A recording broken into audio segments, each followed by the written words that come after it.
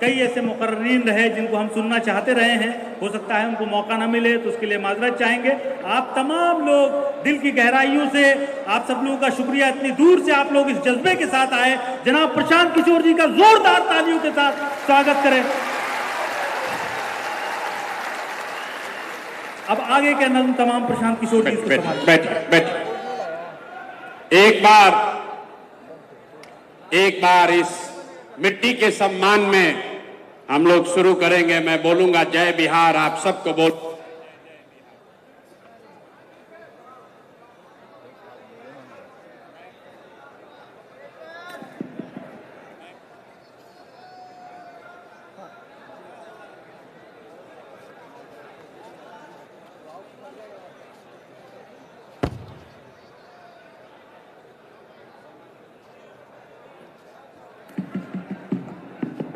मैं एक बार, भाई तुम माइक में बाधा चेंज मत करो।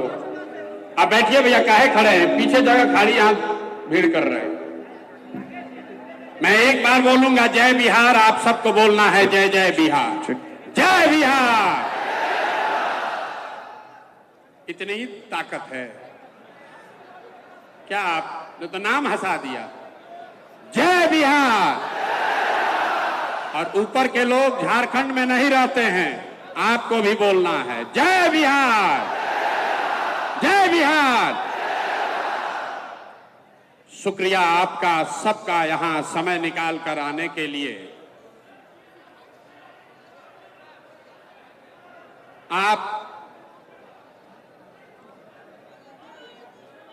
इस मशवरे के मजलिस में आप समय निकाल कर आए हैं, इसके लिए अपने भाई, अपने मित्र प्रशांत किशोर की ओर से आदाब स्वीकार कीजिए।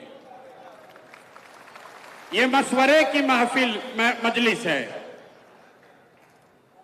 राजनीति का मजलिस नहीं है। मुसलमानों को मशवरे की जरूरत क्या है, क्यों इस मजलिस की जरूरत है, इसको समझने की बात है। आखिर इस मजलिस को क्यों आहूत किया गया है? हम तो गांव-गांव जाकर आपसे मिल ही रहे हैं, फिर आपको इतना कष्ट देकर आपके गांव से, आपके शहर से वापस यहां क्यों बुलाया गया है?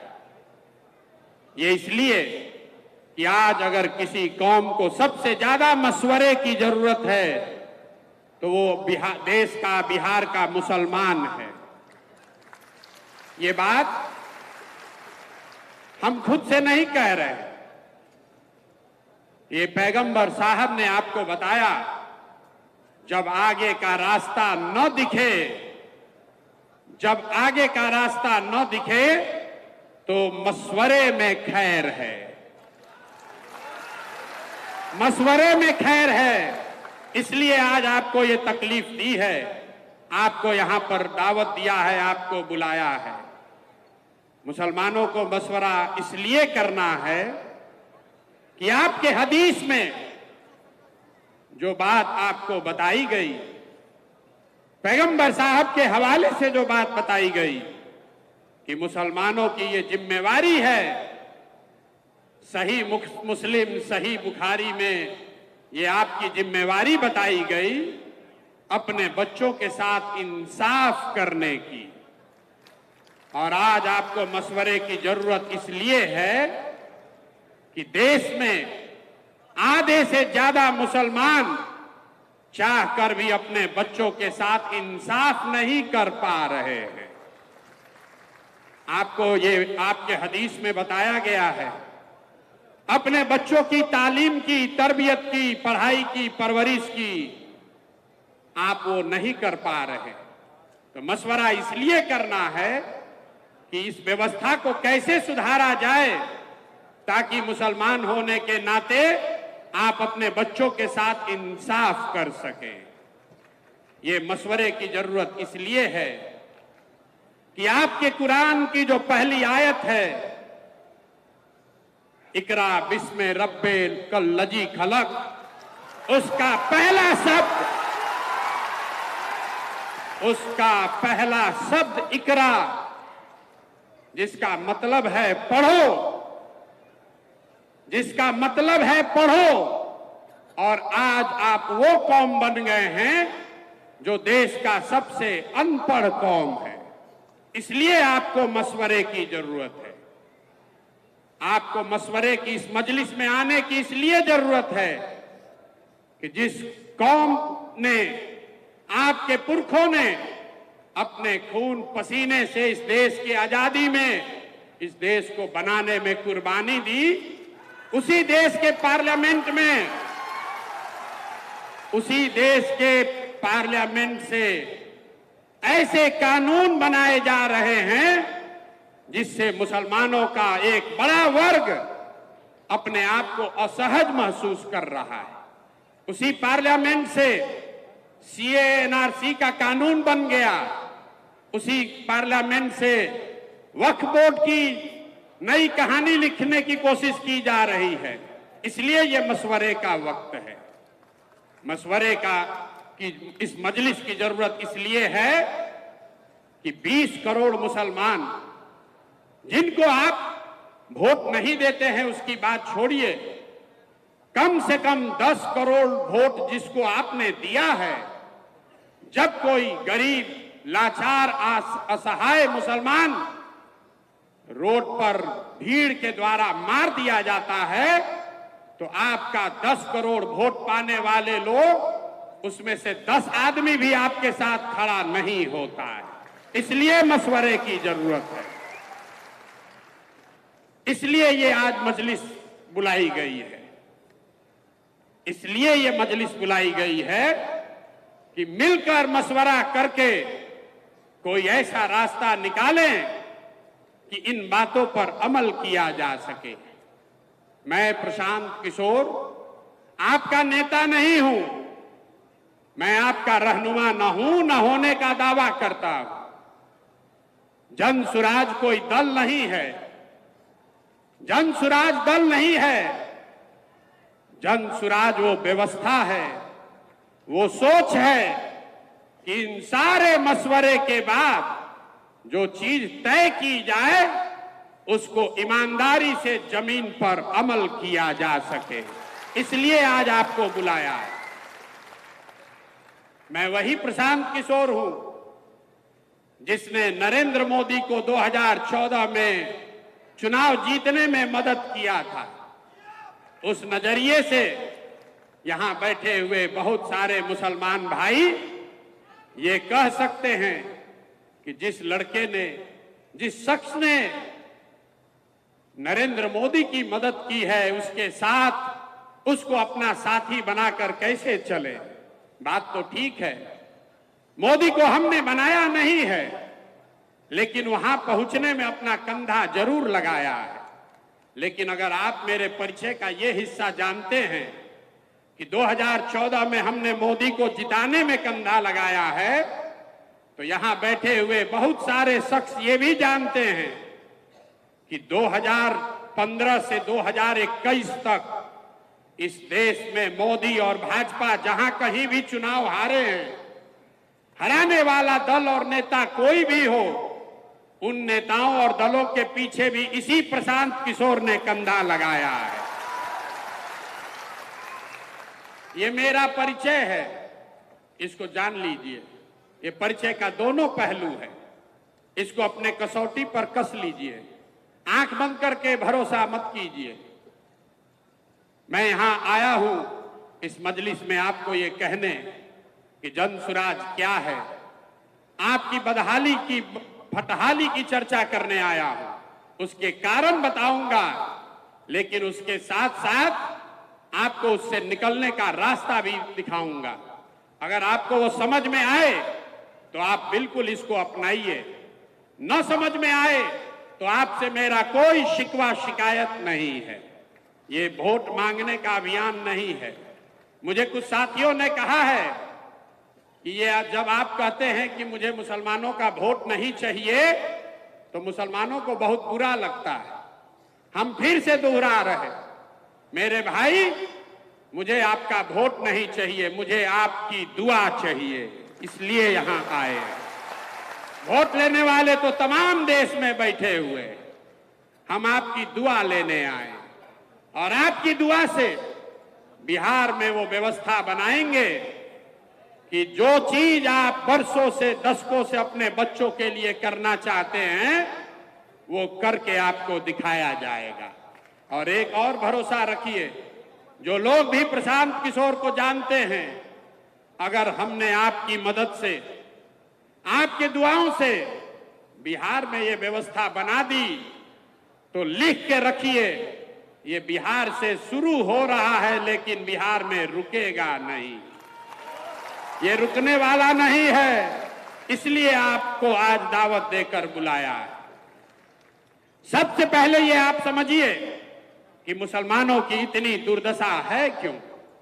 जो आदमी, जो वक्ता खड़ा होता है, तकरीर करता है, वो यही बताता है मुसलमानों को किसने ठगा, मुसलमानों को सब ने ठगा, हम लोग की हालत बहुत खराब है, कैसे इससे बाहर निकलें। आप में से कोई लोग कांग्रेस को दोषी बता रहे हैं, कुछ लोग बता रहे हैं कि लालू जी ने ठग लिया, कोई नीतीश को दोष दे रहा है, भाजपा को तो लोग बता ही रहे हैं। लेकिन जो मैं बात गांव-गांव में घूमकर कहता हूं, मैं आपको बता रहा हूं मुसलमानों की बदहाली क्यों है। मुसलमानों की ये बदहाली इसलिए है कि आपके कौम में पैगंबर साहब ने बताया कि जिस कौम को अपने रहनुमाओं की समझ न हो उसके ऊपर जालिम हुक्मरानों को मुसल्लत कर दिया जाता है। ये हम नहीं कह रहे, ये हम नहीं कह रहे, ये तो बात पैगंबर साहब ने कही है। अगर आपको लगता है कि जो भी हुक्मरान है, किसी दल का हो, कोई भी व्यक्ति है, अगर वो जालिम है या आपके बच्चों की चिंता उसको नहीं है, तो बात अगर पैगंबर साहब ने कही है तो वो गलत नहीं हो सकती है। आधा बात मत पढ़िए। आपके ऊपर जालिम हुक्मरान कब बैठाए जाएंगे? जब आप गलत रहनुमाओं का चुनाव करेंगे। तो आपने पीछे जिसको भी चुना, उसको चुनने में जो गलती हुई, उसी वजह से आज आपकी ये बदहाली है। सच्चर कमेटी का रिपोर्ट हर मुसलमान पढ़ता बताता है। सच्चर कमेटी के रिपोर्ट में बताया गया कि इस देश में दलितों के बाद सबसे ज्यादा गरीब, पिछड़ा, बदहाल अगर कोई है तो वो मुसलमान हैं। तो मेरे भाई, सच्चर कमेटी का रिपोर्ट आया 2006 में। 2006 से पहले, आजादी के बाद 2006 तक इस देश में भाजपा का शासन नहीं था। तब तो उन्हीं लोगों का शासन था जिसको आपने अपना रहनुमा बनाया था। तो आखिर आपकी इतनी दुर्दशा हुई कैसे? फिर वही बात बताऊंगा कि अगर बात पैगंबर साहब ने कही है तो वो गलत नहीं हो सकती है। आपने गलत रहनुमाओं को चुना, इसीलिए ये दुर्दशा हुई है। आप बिहार के नजरिए से देखिए। आप कह रहे हैं कि भाई हमको यहां विकल्प नहीं है। आपको 2014 में नीतीश कुमार के तौर पर एक विकल्प मिला था। आज मैं नीतीश के विरोध में खड़ा हूं, लेकिन 2014 में नीतीश कुमार ने मुसलमानों के साथ कोई गलती, धोखा नहीं किया था।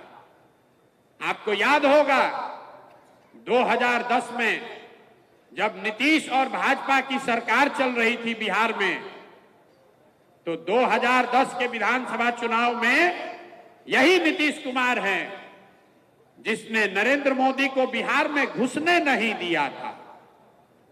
2005 से लेकर 2014, 12, 13, 14 तक आपके लिए नीतीश कुमार ने कुछ अलग से किया हो या न किया हो, बिहार में जो काम हुआ उसका थोड़ा बहुत फायदा मुसलमानों को भी हुआ। आपके साथ कुछ गलत नहीं हुआ। तब आपको नीतीश कुमार को अपना रहनुमा बनाना चाहिए था।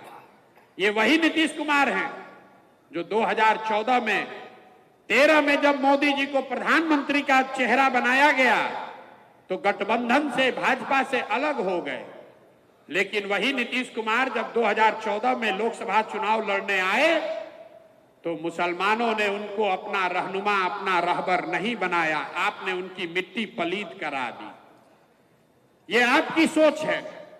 और वही नीतीश कुमार अभी 2 महीना 6 लोकसभा चुनाव के पहले सीएए पर आपके खिलाफ वोट देने के बाद, 2017 में आपको ठगने के बाद, वही नीतीश कुमार फिर जब इंडिया अलायंस में चले गए तब आपको उनको अपना रहनुमा नहीं मानना चाहिए था, लेकिन मुसलमानों को लगा कि नीतीश कुमार अब हमारा नया रहनुमा हो सकता है। तो जब नीतीश कुमार को रहनुमा बनाना चाहिए था तब आपने नीतीश को छोड़कर लालटेन पकड़ लिया, और जब नीतीश पर भरोसा नहीं करना चाहिए था तब आप उसमें रहनुमा खोज रहे थे, इसीलिए आपको दोनों बार ठगना सहन करना पड़ा।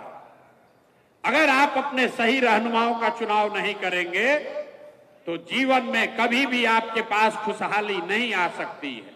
आप चुनाव चाहे जिसका भी कर ले, बिहार में 30-35 साल से आप लोग लालटेन को, लालू जी को, राजद को वोट करते हैं। भाई, कोई राजनीति में वोट किसी को क्यों करता है? वोट करने की 3 ही वजह है। एक, आप वोट करते हैं अपने और अपने बच्चों के विकास के लिए। दूसरा, आप वोट करते हैं अपनी राजनीतिक भागीदारी के लिए। तीसरा, आप वोट करते हैं अपने राजनीतिक विरोधी को हराने के लिए। आप छोड़िए जन सुराज की बात, आप इन तीनों पैमानों पर अपने 30 वर्ष के निर्णयों को कसकर देखिए। विकास आपको मिला नहीं। आज बिहार में दलितों के बाद सबसे गरीब और पिछड़ा अगर कोई है तो वो मुसलमान है। यहां बैठा हुआ हर मुसलमान मानेगा कि लालू जी के राज में मुसलमानों का कोई विकास नहीं हुआ है। लेकिन फिर मुसलमान कहता है चलिए विकास नहीं हुआ, कम से कम हमको अपनी सुरक्षा है, हमारी भागीदारी है, हमारे दल की सरकार है। तो उस चीज को जांच कर देखिए। आबादी के हिसाब से मुसलमानों के 40 विधायक होने चाहिए। 40 विधायक होना चाहिए बिहार में मुस्लिम समाज का, है 19। लेकिन ये चिंता का कारण नहीं है। ये आपको चिंता का कारण लगता है कि मुसलमानों के विधायक 40 नहीं हैं। वो इसलिए नहीं है कि दल वाले आपको टिकट नहीं देते हैं। चिंता का कारण क्या है ये मैं आपको अभी बताता हूं। बिहार में आबादी के हिसाब से 1650 के आसपास मुखिया और सरपंच होने चाहिए, लेकिन बिहार में 1200 से कम मुखिया ही मुस्लिम समाज के हैं। बिहार में आबादी के हिसाब से 27,500 वार्ड सदस्य मुस्लिम होने चाहिए, हैं 11,000 से कम। ऐसा क्यों है? वहां तो आपको आरजेडी का टिकट का इंतजार नहीं करना है। ये आंकड़ा बता रहा है कि कहीं न कहीं मुस्लिम समाज में राजनीति को लेकर जो जागरूकता होनी चाहिए वो खत्म हो गई है। ये सबसे बड़ा नुकसान आपको आरजेडी में किया है। आपको विकास दिया या न दिया, आपको ये राजनीतिक मानसिक गुलामी दे दी, जिसमें ये बता दिया कि अगर जीवन में आगे बढ़ना है तो राजनीति हमको करने दो, हमारा झंडा लेकर पीछे जीवन भर चलते रहो। इसीलिए आपके बच्चे विधायक छोड़िए, वो वार्ड सदस्य और मुखिया का चुनाव भी लड़ने का हिम्मत नहीं जुटा पा रहे। तो विकास आपको मिला नहीं, भागीदारी आपके पास है नहीं। सब सुनने के बाद भी मुसलमान कहता है चलिए कम से कम भाजपा को हरा दीजिए, हम लोग की उसी में खुशी है। तो उस नजरिए से भी देखिए, 1990 में जब आपने लालू जी को वोट देना शुरू किया तब भाजपा का बिहार में 0 सांसद था और देश में 2 सांसद। और आज 30 वर्ष भाजपा के विरोध में आपके वोट देने के बाद भी इस राज्य में भाजपा गठबंधन का 30 सांसद है और देश में 240। तो भैया आपको विकास मिला नहीं, भागीदारी मिली नहीं और भाजपा को आप हरा पाए नहीं, तो आप क्यों उसी लकीर पर चले जा रहे हैं? इसलिए मशवरे की जरूरत है कि बैठिए, मशवरा कीजिए कि कोई दूसरा रास्ता है या नहीं है। आपको क्या बताया गया? रास्ता न दिखे तो साहिबे अक्ल से जाकर मशवरा करो। साहिबे अक्ल से जो समझदार लोग हैं उनसे जाकर मशवरा करो। लेकिन मुसलमान आज मशवरा नहीं करना चाहता, बैठा हुआ है, वो जद्दोजहद नहीं करना चाहता है। उसको भाजपा का डर दिखाकर ये राजनीतिक बंधुआ मजदूर बना दिया गया है, इसलिए ये जन सुराज की व्यवस्था बनाई जा रही है। अब हम आपको आपकी परिस्थिति पर चर्चा करने के लिए खाली नहीं बुलाए, आपको अभी इससे निकलने का रास्ता भी बताएंगे। आपके सामने अभी आंकड़े से वो रास्ता बताएंगे, आपको खुद दिखेगा कि कैसे आप अपने बच्चों की राजनीति में भागीदारी भी करा सकते हैं, विकास भी कर सकते हैं और भाजपा को मुकम्मल हरा भी सकते हैं। तो जिसको जिसको ये समझना है, अभी तक आप ये जानते हैं कि अगर भाजपा को हराना है तो MY समीकरण चाहिए। यही आपको बताया गया है पिछले 30 साल में। MY समीकरण होगा तो उससे हम लोग भाजपा को हरा देंगे, लेकिन उस सारे समीकरण से आप भाजपा को अभी तक नहीं हरा पाए। ऐसा क्यों? ऐसा इसलिए कि अब MY समीकरण कहीं बचा ही नहीं है। अब समीकरण है YM। जहां Y खड़ा होता है वहां पर मुकम्मल M समाज के, मुसलमान समाज के लोग उसको वोट देते हैं। लेकिन जैसे ही मुसलमान खड़ा होता है तो आधे से ज्यादा Y समाज के लोग हिंदू मुसलमान के नाम पर जाकर भाजपा को वोट देता है। अब तुरंत कोई कहेगा कि ये तो यादव लोग हमको धोखा दे रहे हैं। नहीं, ये यादवों की गलती नहीं है। अगर ये समीकरण आप सवर्ण के साथ, ब्राह्मण के साथ, दलित के साथ, कुशवाहा के साथ बना लीजिए तो भी यही होगा। जब वो खड़े होंगे तो आप उसको मुकम्मल वोट दीजिएगा, लेकिन जैसे ही आप खड़े होइएगा तो विचारधारा की तलवार से आधा लोग उसमें कट के हिंदू मुसलमान के नाम पर आपके खिलाफ में वोट करेगा। ऐसा क्यों है? ऐसा इसलिए है कि एक आंकड़ा याद रखिए, इस देश में भाजपा को 36% वोट आया है। इस देश में हिंदू रहते हैं 80%।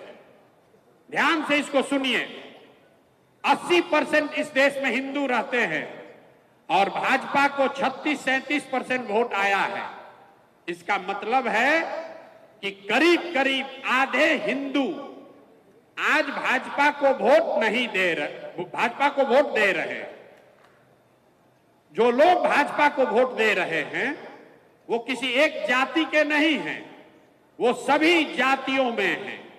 इसका उदाहरण देखिए, बिहार में भाजपा को मोदी जी को वोट पड़ा है, लेकिन मोदी जी के जाति का कोई आदमी बिहार में नहीं रहता। वो लोग जो मोदी और भाजपा को बिहार में वोट देते हैं वो हिंदू मुस्लिम के विचारधारा से प्रभावित होकर उनको वोट देते हैं। इसी आंकड़े में आगे का रास्ता छुपा हुआ है। आपको समझना यह है कि वो कौन आधे हिंदू हैं जो भाजपा को आज वोट नहीं कर रहे। कभी कभी आप लोग उसको खोजने की कोशिश करते हैं तो किसी को वो यादव दिखता है, किसी को कुशवाहा दिखता है, किसी को दलित दिखता है। मैं आपको बता रहा हूं वो कौन हिंदू है जो भाजपा को वोट नहीं कर रहा। जो हिंदू गांधी जी की विचारधारा को मानने वाला है वो आज भाजपा के आज के विचारधारा से इत्तेफाक नहीं रखता है। जो हिंदू अंबेडकर, बाबा साहब अंबेडकर की विचारधारा को मानने वाला है वो भी भाजपा को वोट नहीं करता है। जो हिंदू कम्युनिस्ट विचारधारा को मानने वाला है वो हिंदू भी भाजपा को आज वोट नहीं करता है। और जो लोग जयप्रकाश और लोहिया के समाजवाद को मानने वाले हैं वो भी भाजपा को वोट नहीं करते हैं। तो इन चार विचारधारा के मानने वाले हिंदुओं को अगर आप इकट्ठा करें तो वो करीब करीब आधे हिंदू हुए। तो राजनीतिक सफलता का जो मंत्र है ये विचारधारा के आधार पर इन 4 विचारधारा के मानने वाले हिंदुओं के साथ अगर 20% मुसलमानों का सामाजिक राजनीतिक गठजोड़ बना दिया जाए तो आप हुए 60, भाजपा हुई 40 और पूरा मुकम्मल उनको राजनीतिक शिकस्त दी जा सकती है। इसी विचारधारा पर, इसी फॉर्मूले पर यह जन सुराज की नींव रखी गई है कि जाति के आधार पर नहीं, धर्म के आधार पर नहीं, विचारधारा के आधार पर जो लोग आज भाजपा से लड़ना चाहते हैं उनके साथ सामाजिक राजनीतिक गठजोड़ अगर मुस्लिम समाज के लोग बना दें तो आपको हर चुनाव में सफलता मिलनी ही मिलनी है। यहीं पर ओवैसी साहब जो कह रहे हैं और जनसुराज जो कह रहा है यही फर्क है। ओवैसी साहब ये कह रहे हैं कि मुसलमानों को अपने पैर पर खड़े होकर अपना राजनीतिक वजूद बनाने के लिए लड़ाई लड़नी चाहिए। जनसुराज ये कह रहा है कि मुसलमानों को अपने पैर पर खड़े होकर अपना राजनीतिक वजूद बनाना चाहिए, लेकिन अकेले नहीं, उन आधे हिंदुओं के साथ करना चाहिए जो विचारधारा के आधार पर आपके साथ चलने को तैयार है। एक बार आपने ये कर लिया तो ये थियरी नहीं है। जो लोग हमको जानते हैं उनको पता है प्रशांत किशोर को और कुछ आए चाहे नहीं, चुनाव लड़ाने आता है। 1-2 राज्य में नहीं, हमने 10 राज्य में ये करके देखा है। आप बगल का राज्य है बंगाल, वहां पर 27% मुसलमान रहता है और जब हमने दीदी का कैंपेन किया उनको वोट आया 49%, मतलब 70% में, वहां 70% करीब हिंदू है। आधे हिंदुओं को मैंने मुसलमानों के साथ जोड़ा तब दीदी को उतनी बड़ी सफलता मिली।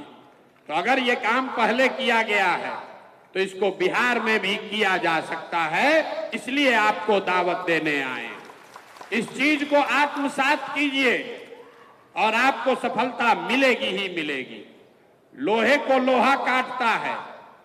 आपकी जिनसे लड़ाई है वो विचारधारा आधारित व्यवस्था है।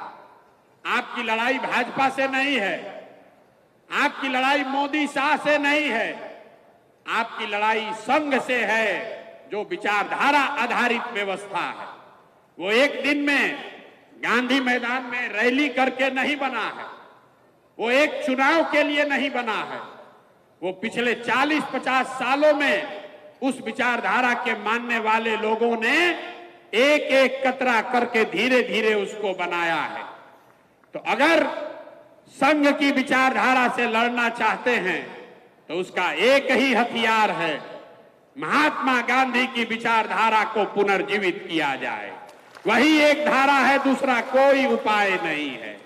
तो जनसुराज वही प्रयास है, महात्मा गांधी की विचारधारा को फिर से पुनर्जीवित किया जाए, जिसमें गांधी, अंबेडकर, कम्युनिस्ट और समाजवाद को मानने वाले लोग मुसलमानों के साथ मिलके सामाजिक राजनीतिक ऐसा गठजोड़ बनाए जिसको कोई चुनाव में हरा नहीं सकता है। इसीलिए मैं रोज कहता हूं कि जीतेगा जनसुराज ही, जीतेगा जनसुराज ही। जब मैं कहता हूं मुसलमानों का वोट नहीं चाहिए, उसके पीछे भी यही सोच है। हम कितना भी समझा लें, अगर आप हमको वोट नहीं भी दीजिएगा तो भी जो ये विचारधारा के आधार पर हिंदू लड़ रहे हैं आज भाजपा से, वो जनसुराज के हिस्सा हैं और उनकी ताकत से, उनकी मदद से आपको निश्चित तौर पर बिहार में अगले साल जीतकर हम दिखाएंगे। अगर आपने तय किया, अगर आपने तय किया, आपने अपना कंधा लगाया तो निश्चित तौर पर यह लड़ाई हमारे लिए थोड़ी आसान हो जाएगी। लेकिन अगर आप तय नहीं कर पाए, आपने हमको साथ देने का भी मन नहीं बनाया, तो भी आपसे हमको कोई शिकवा शिकायत नहीं है। जीतने के बाद आपको फिर से निमंत्रण देंगे, फिर से बुलाएंगे और फिर से आपसे आग्रह करेंगे कि हमारे साथ चलिए। उस समय भी आपको साथ लेकर चलेंगे। फर्क बस इतना है कि जब चुनाव जीतने के बाद आपको बुलाएंगे तो ये जो 2 बरस आपने कंधा नहीं लगाया, इसका आपसे हर्जाना पूरा वसूलेंगे। इसका हर्जाना वसूलेंगे भाई, मुफ्त में कुछ नहीं मिलता है। आज साथ में चलिएगा तो कोई हर्जाना नहीं है। जीतने के बाद आइएगा तो इसी सभागार में, आपके गांव में, जहां पर भी आपको साथ लेकर चलने आएंगे, वहां पर अपने खर्चा से सेवई का व्यवस्था करके रखिएगा जरूर, क्योंकि जीत के खुशी का सेवई भी आपसे ही खाएंगे और फिर आपको साथ लेकर चलेंगे। तय आपको करना है। अभी साथ में चलना है, लब्बैक अभी कहना है कि चुनाव के बाद कहना है? लब्बैक अभी कहना है कि चुनाव के बाद कहना है? जरा एक बार हाथ उठाकर बताइए। हाथ उठाकर जिसको लब्बैक कहना है बताइए, खड़े होकर, खड़े होकर बताइए। लब्बैक कहने को तैयार हैं? मान लें। सबको बैठ जाइए। सबने आपको एक दूसरे के साथ देखा है। पूरे मंच को साक्षी रख के, इस सभागृह में बैठे, इस मजलिस में बैठे सबको साक्षी रखकर आपने लब्बैक कहा है। आपने कहा है। लब्बैक इसलिए नहीं कहा है कि जनसुराज को वोट देना है। लब्बैक इसलिए कहा है कि हम लोग मिलके वो व्यवस्था बनाएंगे कि अपने बच्चों के साथ इंसाफ कर सकें। अब एक बार अपने बच्चों के साथ इंसाफ कर सके, ऐसी व्यवस्था बनाने के लिए जो जो लब्बैक कहना चाहता है हाथ उठाइए। उठाइए हाथ फिर से। और लब्बैक कहने को तैयार हैं कि नहीं हैं? आपके बच्चों के साथ इंसाफ होना चाहिए कि नहीं होना चाहिए? होना चाहिए। तो प्रशांत किशोर आपका नेता नहीं है, आपका रहबर रहनुमा नहीं है, लेकिन आपको ये विश्वास दिला रहे हैं कि आप हमको वोट दीजिए या मत दीजिए, आपने हमको दुआ दी है। अब अपने अपने बच्चों को हमारे पास भेजिए, जनसुराज के पास भेजिए। आपके गांव में, आपके पंचायत में, आपके इलाके में कोई भी लड़का, चाहे वो जितने भी गरीब परिवार का हो, अगर उसमें राजनीति की सलाहियत है, अगर वो राजनीति करना चाहता है, उसके पास पैसा नहीं है तो कोई बात नहीं है, उसके पिताजी, उसके घर वाले राजनीति में बड़ा चेहरा नहीं है तो कोई बात नहीं है। पैसे का चिंता, व्यवस्था का चिंता अपने भाई, अपने बेटे प्रशांत किशोर पर छोड़िए, लेकिन उन बच्चों को भेजिए, उन बच्चों को मेरे पास भेजिए, जनसुराज के पास भेजिए। इस पूरे सभा में आपको साक्षी रखकर ये बता रहे हैं, अगर अपने समाज से किसी बच्चे को भेजोगे तो उसको प्रशिक्षित भी मैं करूंगा और जनसुराज के खर्चे पर चुनाव भी निश्चित तौर पर लड़ाऊंगा। ये देखिए खड़ा होकर कह रहे हैं अफाक अहमद, पहली बार बिहार के उच्च सदन विधान परिषद में आपके समाज का कोई आदमी चुनकर गया है। इनको लालू जी ने नहीं भेजा है, कांग्रेस में थे, कांग्रेस ने नहीं भेजा है, जनसुराज ने अपने कंधे पर बैठाकर इनको सदन में भेजा है। तो हमको आपसे वोट मांगने बहुत लोग आते हैं, हमने आपसे आपकी दुआ मांगी है और हम आपसे अपने आपके समाज से बच्चे मांग रहे हैं। हर पंचायत से, हर आपकी 2.5 करोड़ की आबादी है बिहार में, आप हमको हर पंचायत से 5, 7, 10 ऐसे बच्चे निकाल कर दीजिए जिनको राजनीति सिखाया जा सके, जिनको वार्ड सदस्य लड़ाया जा सके, जिनको मुखिया सरपंच बनाया जा सके। अगर उसमें काबिलियत हो तो उसको विधायक भी लड़ाया जाए। अब यहां जो लोग बैठे हैं, इधर जो बैठे हैं वो कम, लेकिन जो इधर बैठे हैं उनका इसमें कोई दिलचस्पी नहीं है कि मुखिया लड़ाइएगा कि नहीं। इनका दिलचस्पी है कि विधायक कै गो लड़ाइएगा, ये बताइए, है कि नहीं है। तो हमने घोषणा की है सिर्फ मुसलमानों के लिए नहीं, 2 अक्टूबर को जब ये आपका दल बन रहा है तो समाज में जिसकी जितनी आबादी है, वो चाहे सामान्य वर्ग का हो, वो दलित समाज का हो, अति पिछड़ा हो, ओबीसी हो, यादव हो, कुशवाहा हो, मुसलमान हो, जिसकी जितनी संख्या है उसको उतनी भागीदारी निश्चित तौर पर दी जाएगी। और वो भागीदारी प्रशांत किशोर नहीं देंगे। मैं ऐसी व्यवस्था बना रहा हूं कि वो चूंकि व्यवस्था के मालिक ही आप होंगे तो आपके साथ कोई गलती नहीं कर सकता है। तो 2 अक्टूबर को जब ये जन सुराज दल बनेगा तो 1 करोड़ बिहार के लोग जो मिलकर इसको बना रहे हैं, उसमें हमसे लिख कर ले लीजिए 18 लाख मुसलमान भी शामिल होगा। गांव गांव जाकर मैंने मुसलमान भाइयों के हाथ जोड़े हैं, उनको समझाया है कि आइए ये व्यवस्था बन रही है, इसमें जुड़िए, इसके मालिक और मुखिया बनिए। जब ये दल बनेगा और 2 तारीख को इसके 25 लोगों के नेतृत्व की घोषणा की जाएगी तो उसमें 4 या 5 मुसलमान साथी भी चुनकर आएंगे जो इस दल का नेतृत्व करेंगे।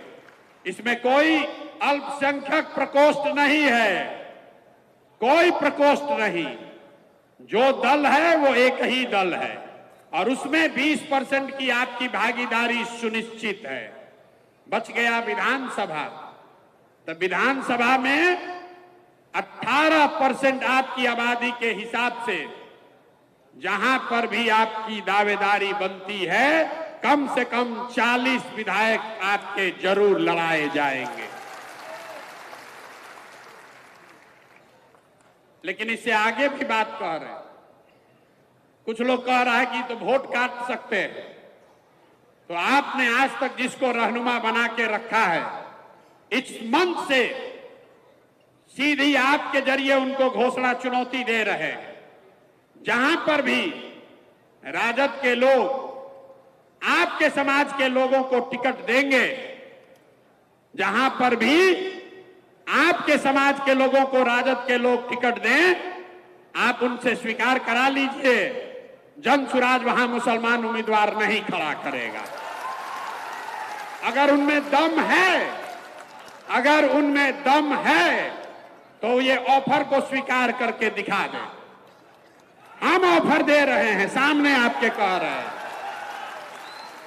आपने भरोसा करके लब्बैक कहा है तो हम आपको कह रहे हैं, जहां पर जो आप 19 साथी लड़कर जीते हुए हैं उनके खिलाफ हम मुसलमान कैंडिडेट नहीं उतारेंगे।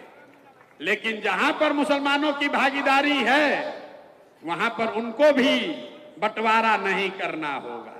आपको दूध का दूध, पानी का पानी हो जाएगा कि किसको आपके समाज की चिंता है और किसको अपने लालटेन और अपने रोशनी की चिंता है। हमारे लिए आप किरासन तेल नहीं है, आप हमारे लिए जन सुराज के लिए किरासन तेल नहीं है। लालटेन में आप जल रहे हैं, रोशनी कहीं और हो रही है।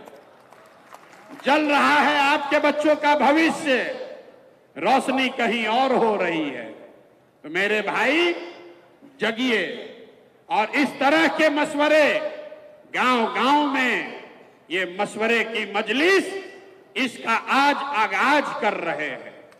गांव-गांव में, पंचायत में जाकर लोगों को ये बताइए, क्योंकि ये बात पैगंबर साहब ने कही कि मां की गोद से कब्र तक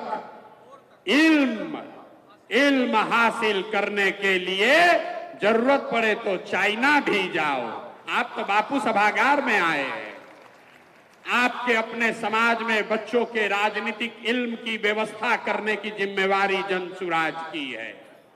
अगर उसमें क्षमता है तो उसको चुनाव लड़ाने की गारंटी भी जनसुराज की है। और अगर जनसुराज से प्रशांत किशोर चुनाव लड़ा रहे हैं तो 10 वर्ष में आपने देखा है, एक बार जिसका हाथ पकड़कर हमने चुनाव लड़ाया है, जीतना हारना तो ऊपर वाले के हाथ में है, लेकिन लिख कर रखिए कि अगर चुनाव लड़ाएंगे तो सामने वाले का दांत खट्टा करके दिखाएंगे। अब एक दो साथियों का मैं परिचय कराना चाहता हूं। एक साथी अभी 2 दिन पहले जुड़े हैं, मैं चाहूंगा कि 2 मिनट एक बार आप लोग जोरदार तालियों से इनका स्वागत कीजिए और 2 मिनट में इनसे चाहूंगा कि ये बताएं कि 10 वर्षों से संघर्ष के बाद इनकी पार्टी है क्यों जनसुराज में जुड़ रहे हैं। अस्सलाम वालेकुम एवरीबॉडी। तमाम हाज़रीन मजलिस, आप तमाम लोगों को ये बताते हुए बहुत खुशी हो रही है कि मैं आज जनसुराज का एक हिस्सा बन रहा हूँ। हिस्सा बनने की वजह क्या है वो आप बहुत आसानी से प्रशांत किशोर ने जो कहा आप उसको समझ गए। यही वो वजह है कि आपकी सियासी हिस्सेदारी मिले। वो सारी बातें इन्होंने कह दी, मैं तो सिर्फ एक शेर पे ही इस बात को कह दूंगा कि सब मिटा दे अपनी हस्ती को, अगर कुछ मर्तबा चाहे कि दाना खाक में मिलके गुले गुलजार होता है, सब जनसुराजी बनिए और यहाँ शरीक हो जाइए। यही वो वक्त है, आजादी के बाद पहली बार आपको एक ऐसा मौका मिला है, एक ऐसी पार्टी बन रही है जो आपको बता रही है कि आप आइए, हम आपको आपके आबादी के तनासुब से हिस्सेदारी देंगे। जब आपको आपके आबादी के हिसाब से हिस्सेदारी मिलेगी तो यकीन जानिए वो तमाम मुश्किलें जिसकी वजह से आज आप परेशान हो रहे हैं, आए दिन सीए एनआरसी पे प्रशांत बाबू ने आपको बता दिया, ये तमाम चीजें जो बन रही है, क्यों आज आप जितनी मीटिंग बुला लें कुछ नहीं होने वाला है जब तक आप वहां नहीं पहुंचेंगे। और वहां पहुंचेंगे कब? जब आपके अंदर सियासी सूझबूझ होगी, सियासत करना जानेंगे। वही सियासत जो आज प्रशांत किशोर बता रहे हैं और आपको दावत भी दे रहे हैं कि आप आइए और आके इनसे जुड़िए, सियासत सीखिए। सियासी हिस्सेदारी के बगैर आपको कुछ नहीं मिल सकता। जब तक आप अपने हक के लिए खुद नहीं खड़े होंगे, अपने आप को खुद आगे नहीं बढ़ाएंगे, कोई ताकत आपको नहीं बढ़ा सकती। किसी लालू ने नहीं ठगा, किसी कांग्रेस ने नहीं ठगा, आप ठगे गए। आप अपने घर का मुहाफिज दूसरे को बनाएंगे, आप ठगे जाएंगे। आज जिस तरीके से खुले दिल से कह रहे हैं प्रशांत जी, अगर इस वक्त भी हम नहीं आए और हम नहीं सुधरे तो यकीन जानिए दुनिया की कोई ताकत हमको नहीं सुधार सकती। यही बहुत कह करके मैं अपनी बात खत्म करता हूं और शुक्रिया, मैं इनसे गुजारिश कर रहा हूं कि अपने साथ मुझे जोड़। बहुत बहुत अशफाक साहब का बहुत बहुत धन्यवाद। इन्होंने कहा कि इन्होंने खुले मन से कहा है भागीदारी का। इस देश में भागीदारी की बात पहले भी हुई होगी। हम सिर्फ भागीदारी की बात नहीं कर रहे, हम आपको सिर्फ टिकट नहीं देंगे, आपको अपने खर्चे पर, जनसुराज के खर्चे पर लड़ाएंगे भी। सिर्फ भागीदारी की बात नहीं है। नाम पूरा करने के लिए हारने वाले सीट पर किसी मुसलमान को दे दिया, जिस मुसलमान को दिया उससे भी 2-4 करोड़ रुपया ले लिया। ये सियासत आप देखते आए हैं। हम आपके समाज से भी चोर बदमाश ठग को नहीं खड़ा करना चाहते। आप अपने समाज के सबसे अच्छे, सबसे बेहतर, जिस पर आपका भरोसा है उसको भेजिए। ये चिंता मत कीजिए कि उसके पास चुनाव लड़ने का पैसा है कि नहीं है। अफाक अहमद पैसे से एमएलसी नहीं बने। जनसुराज ने एक बार तय कर लिया कि आदमी अच्छा है तो इसको कंधे पर बैठाकर सदन में पहुंचाए। तो अगर आप आगे ये समझ रहे हैं, तुरंत अभी हम कहेंगे, अभी तुरंत आप देख रहे हैं कि जब से जनसुराज की ये चर्चा शुरू हुई है, आप में जितने लोग बैठे हैं राजनीति से जुड़े हुए, सबके पास सामने से फोन आ रहा है। तो और कुछ कीजिए या मत कीजिए, मेरा इतना धन्यवाद ये इसलिए कीजिए कि कम से कम आपको पूछना तो शुरू किया। अभी तक तो आपको पूछ भी नहीं रहा था। जिसको जिसको अनुभव ये नहीं है, इस कार्यक्रम के बाद हमारे साथ एक फोटो खिंचवा लीजिएगा और उसको फेसबुक पर डालिए और देखिए कि कैसे सारे दल वाले आपको फोन करते हैं, अरे भैया काहे नाराज हो, प्रशांत किशोर से काहे मिल रहे हो। ये ताकत है जनसुराज की। अभी दल नहीं है, अभी आपको चुनाव नहीं लड़ाए, आपको हिस्सा नहीं दिया, आपको जिताए नहीं, सिर्फ एक खिड़की आपके लिए खोली है, उसी से आपकी राजनीतिक बंधुआ मजदूरी खत्म हो रही है। इस मंच पर बैठा हुआ कोई ऐसा आदमी नहीं है जिसको 8 आदमी, 10 आदमी, 20 आदमी ये दबाव नहीं बना रहा है कि अरे भाई जनसुराज की ओर क्यों जा रहे हो। ये बगल में हमारे बैठे हैं मोनाजिर जी, इनको जीना इनका हराम कर दिया। 10 साल से कोई नहीं इनको पूछ रहा था, जैसे ही जनसुराज में आए सबको याद आया कि अरे वो मोनाजिर हसन भी है, इनको रोज इनको कहते हैं कि हमको भैया पूछ रहा।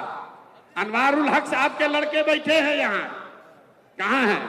ये देखिए ये बैठे हैं, ये हमको कहते हैं भैया हमको बड़ा अच्छा लगता है आपसे, जब से जुड़े हैं सुबह शाम तक फोन करता है। तो ये राजनीति, ये आपके राजनीतिक बंधुआ मजदूरी खत्म होने की शुरुआत है। जैसे जैसे आप आगे बढ़ोगे आप देखिएगा कि जिन लोगों का फोन 5 बरस में भी नहीं आता था, अब हर 5वें दिन आपके यहां आएगा। राजद की जब अब बैठक हो रही है तो अगल बगल मुसलमान बैठा रहा, अभी तक किसको बैठा के घुमा रहा था वो आपको मालूम है। तो हम अगल बगल मुसलमान नहीं बैठा रहे, हम पूरे सभा में ही खाली मुसलमान ही बैठाए। ये आज के जमाने में लोग कहता है कि मुसलमान बगल में रहेगा तो पोलराइज हो जाएगा, और नेताओं का तो छोड़िए, मुसलमान भी कहता है कि भैया हम लोग बगल में दिखेंगे तो पोलराइज हो जाएगा। हम आपको खुले मन से कह रहे हैं मीडिया कैमरा के सामने, आप आइए बैठिए हमारे साथ, कोई पोलराइज नहीं होने वाला, कोई नहीं पोलराइज होने वाला है, हम नहीं डरते हैं उससे। बिल्कुल आपने लब्बैक कहा है तो एक ही वादा आपको कर रहे हैं, जिस ईमानदारी और शुद्धता से इस अभियान को शुरू किया है, जीवन में चाहे कुछ भी हो जाए उस ईमानदारी और शुद्धता में आंच नहीं आने देंगे, एक पैसा भी आगे पीछे नहीं हो सकता। आपको तय करना है कि आपको ईमानदार प्रयास के साथ चलना है कि मजबूत दिखने वाले प्रयास के साथ चलना है।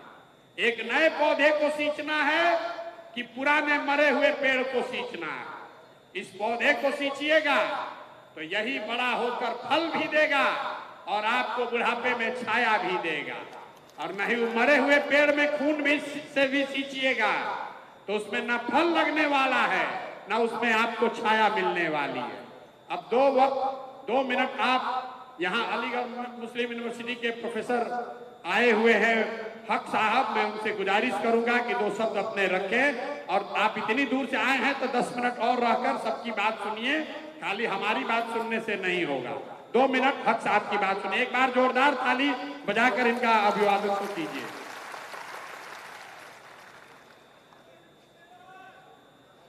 बहुत शुक्रिया खुशहाल किशोर साहब।